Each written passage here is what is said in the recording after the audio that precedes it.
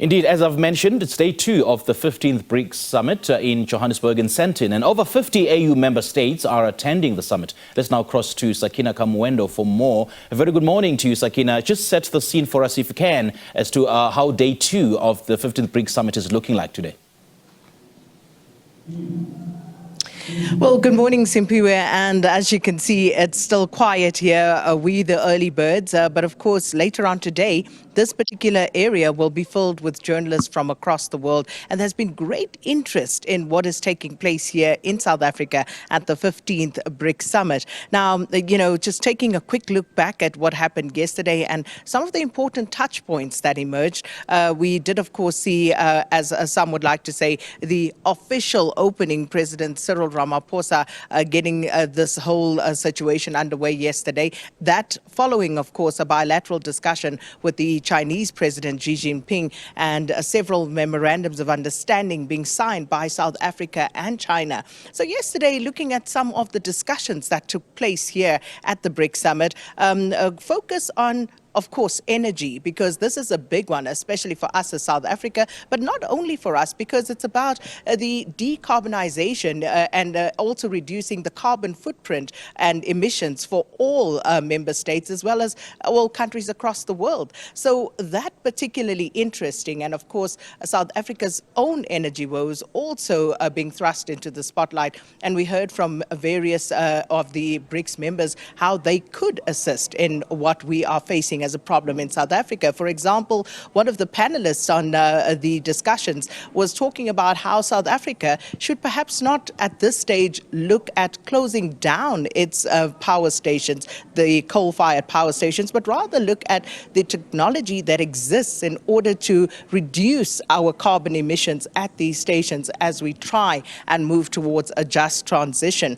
And then, of course, there was talk about agriculture and agribusiness and how we're faring on that front. What is BRICS doing for the member states in that regard? Well, there again, some very interesting points being made. One of the delegates from Brazil, for example, talking about how we can produce enough food for everyone. We heard the Russian president joining in virtually yesterday, talking about how Russia could actually fill that void with regard to the grain that is needed. And of course, they can fill the void and produce everything that Ukraine would produce and more, and they would be willing to supply also to poorer nations some of the grain that they produce. So agriculture, agribusiness, and of course trade parity between the nations, and that's a difficult one, but of course one that has to be discussed. And if you think about it, as far as South Africa is concerned in terms of export of agricultural produce, with our BRICS and nation partners, we're only producing around 8% on average.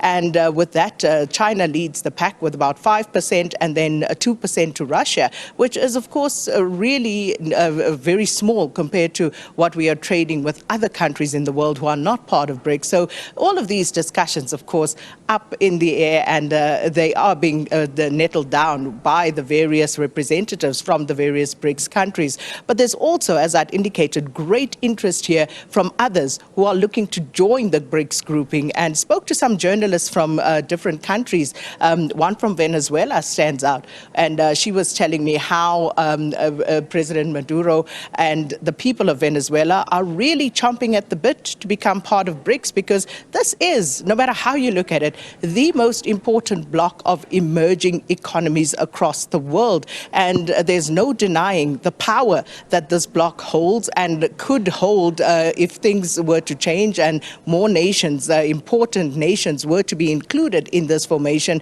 It really is going to impact how geopolitics plays out across the world. So day 2, there will be more discussions, and of course we will be talking more about that, especially pertaining to small business, and we'll be speaking to our Minister Stella Ndabeni-Abrams in our next crossing, just taking a look at how all of this actually trickles down to the man on the street, because it's all good to sign all of these memoranda at a high level, but what does it mean for you and I and the man on the street? So that's what we're going to be talking about in our next crossing. And of course, also just drumming down into those numbers with our researcher here, Veli Mtiane, just to take a look at what has been discussed, what will still be discussed, and of course, how the numbers stack up. So from Sandton, it's back to studio for now.